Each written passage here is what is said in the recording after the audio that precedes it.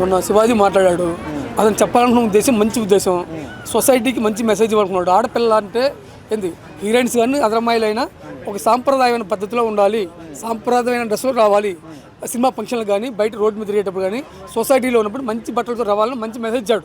So అది కొంతమందికి నచ్చలా, ఎవరికి అనసూయ లాంటి వ్యక్తులు కానీ ఇంకా 2-3 హీరోయిన్స్ కానీ నచ్చలేదు. సరే మాకు స్వేచ్ఛ ఉంది, మేము బట్టలు వేసుకోవచ్చు, మాకు నచ్చిన బట్టలు మేము వేసుకోవచ్చు అని అన్నారు.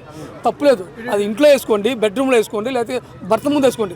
బయటకు వచ్చినప్పుడు మాత్రం పబ్లిక్ ఫంక్షన్స్కి వచ్చినప్పుడు, సినిమా ఫంక్షన్కి వచ్చినప్పుడు రోడ్డు మీద మంచి బట్టలతో రండి అని చెప్పాడు. అది 100% శివా చెప్పింది మంచి కరెక్ట్ అది. సో అయింది, పోయింది. తర్వాత ఏం చేశాడు, కొన్ని ఛానల్స్ కానీ కొంతమంది అతనికి యాంటీగా అతను చేసిన తప్పుని 1-10 సార్లు చూపించారు.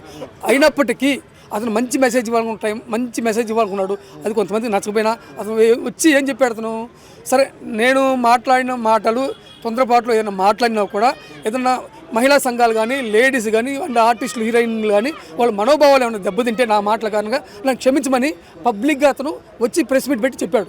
దాన్ని ఇంతటితో ఆఫ్ చేయాలి.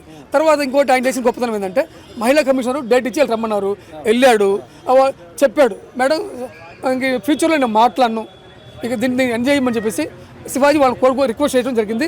ఆ మహిళా కమిషనర్ కూడా సరే అని చెప్పేసి వారిని ఇచ్చి పంపించారు, సెకండ్ టైం మాట్లాడొద్దా అని చెప్పేసి.